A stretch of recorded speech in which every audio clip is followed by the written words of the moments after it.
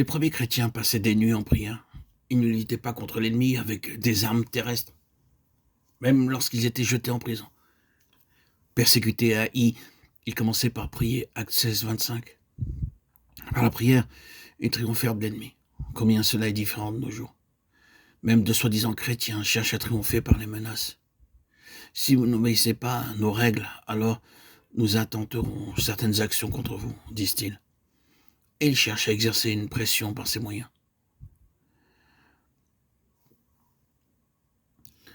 Les liens extérieurs sont manifestés dans les assemblées et ils apportent en chacun union, force. L'enseignement des apôtres, la communion fraternelle, la fraction du pain et la prière. Le principal et le plus important lien demeure dans la vie du Seigneur Jésus-Christ. Lisez Éphésiens chapitre 3. Examinez très soigneusement tout le chapitre. Vous remarquerez que ces paroles sont adressées aux croyants d'Éphèse qui avaient beaucoup grandi spirituellement. Aussi Paul dit, je remercie Dieu de votre conduite et maintenant je prie pour vous qui êtes au loin, que le Seigneur Jésus-Christ puisse habiter dans vos cœurs par la foi. Mais, direz-vous, le Seigneur Jésus-Christ ne vit-il pas déjà en eux? Ah, il y a une grande différence entre venir et vivre dans une maison et en prendre possession.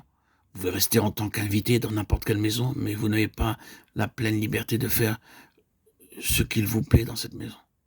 Lorsque vous possédez la maison, vous avez la liberté et l'autorité sur toutes les parties de la maison. Et ce, en permanence, continuellement. C'est ainsi que notre Seigneur doit vivre en nous. Il doit occuper chaque sens, chaque faculté de notre être. Quand cela est vrai pour nous tous, alors nous connaissons la pleine étendue de l'amour de Dieu. C'est ainsi que nous comprenons avec tous les saints cet amour.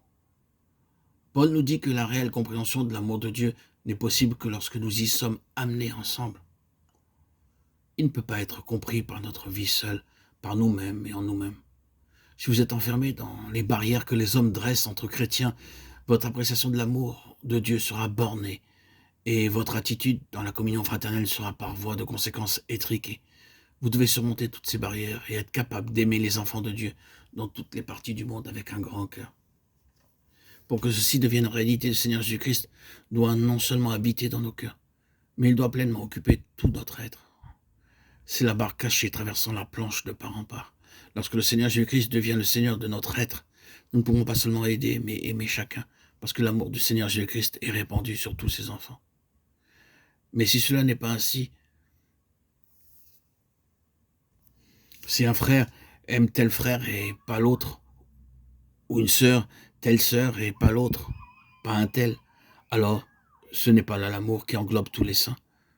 Ce n'est pas l'amour divin dont il est question. Quand un véritable croyant rencontre un autre croyant, il ne posera jamais la question « Quelle est votre caste, votre métier?